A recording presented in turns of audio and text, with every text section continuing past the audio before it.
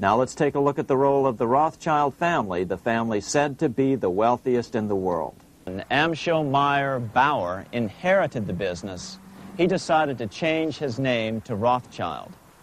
Amschel soon learned that loaning money to governments and kings was more profitable than loaning to private individuals. Not only were the loans bigger, but they were secured by the nation's taxes. Mayer Rothschild had 5 sons. He trained them all in the skills of money creation, then sent them out to the major capitals of Europe to open branch offices of the family banking business. His first son, Amschel Meyer, stayed in Frankfurt to mind the hometown bank. His second son, Solomon, was sent to Vienna. His third son, Nathan, was clearly the most clever. He was sent to London at age 21 in 1798, 100 years after the founding of the Bank of England. His fourth son, Karl, went to Naples, and his fifth son, Jacob, went to Paris. Rothschilds soon grew unbelievably wealthy. By the mid-1800s, they dominated all European banking and were certainly the wealthiest family in the world. They financed Cecil Rhodes, making it possible for him to establish a monopoly over the diamond and gold fields of South Africa. In America, they financed the Harrimans and railroads, the Vanderbilts in railroads and the press, and Carnegie in the steel industry, among many others.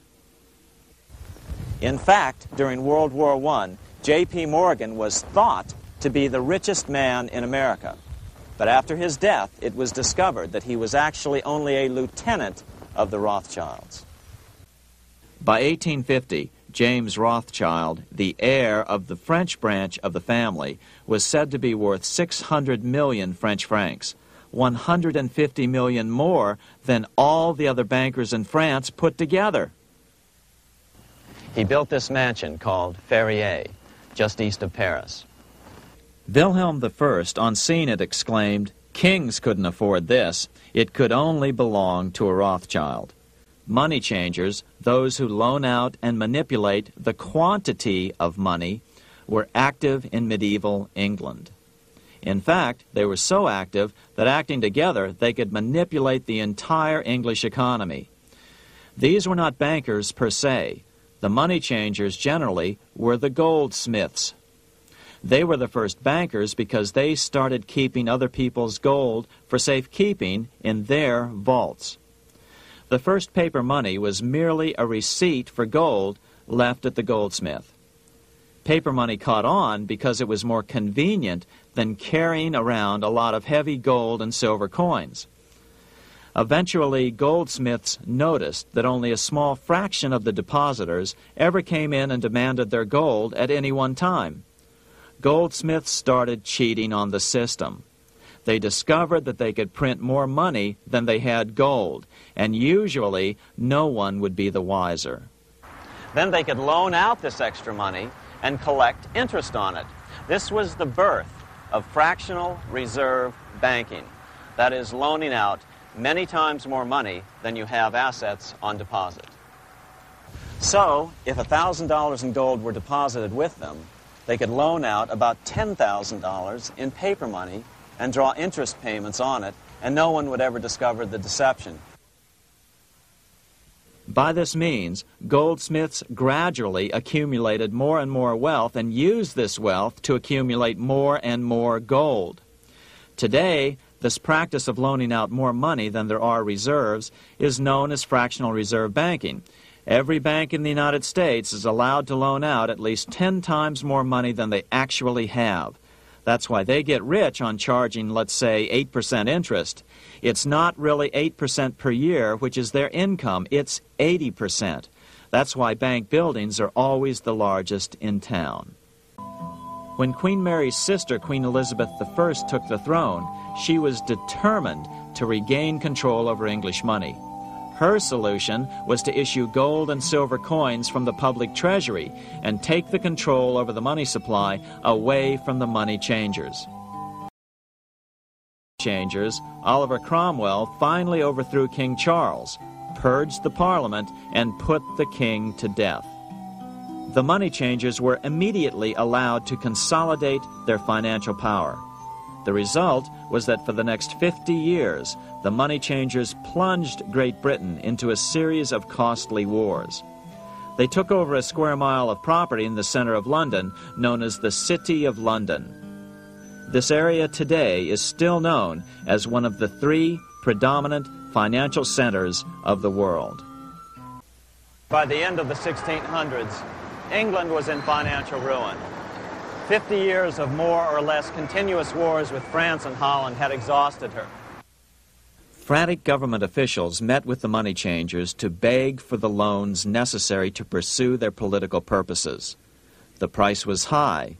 A government privately owned bank which could issue money created out of nothing. It was to be the modern world's first privately owned central bank, the Bank of England.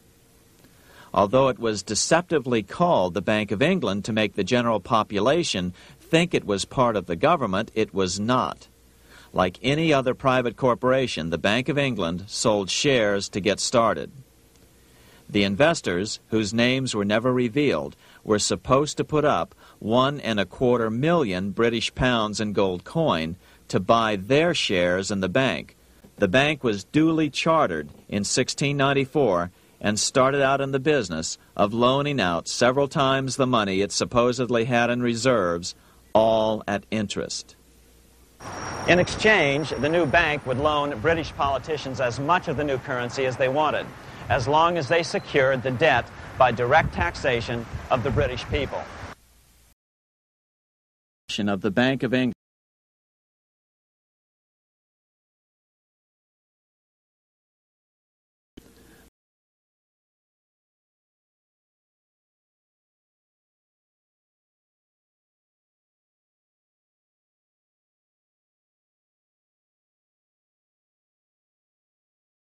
control over a nation's economy. It soon amounts to nothing but a plutocracy, ruled by the rich. The central bank scam is really a hidden tax.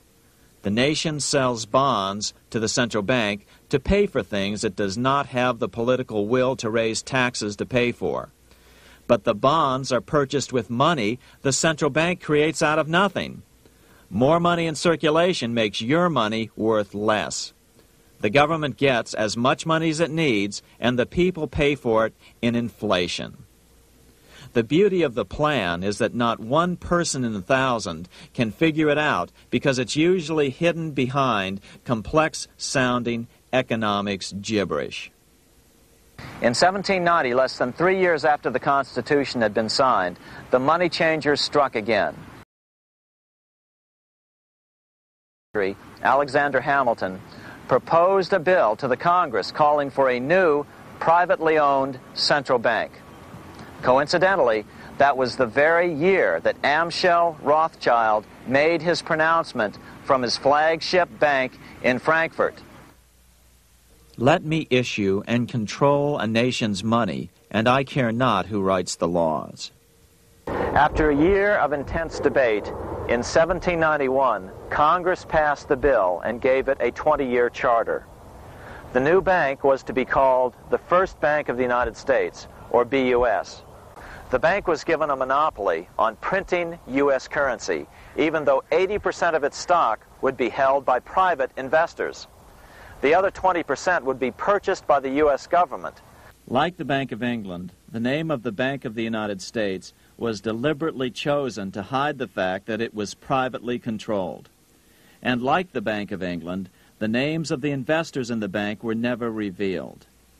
Many years later, it was a common saying that the Rothschilds were the power behind the old Bank of the United States.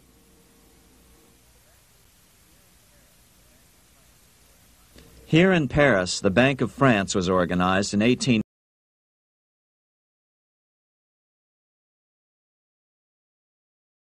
debt, and he never trusted the Bank of France. He declared that when a government is dependent upon bankers for money, the bankers, not the leaders of the government, are in control. This is the Waterloo battlefield about 200 miles northeast of Paris in what today is Belgium. Here Napoleon suffered his final defeat but not before thousands of French and Englishmen gave their lives on a steamy summer day in July of 1815. The outcome was certainly in doubt.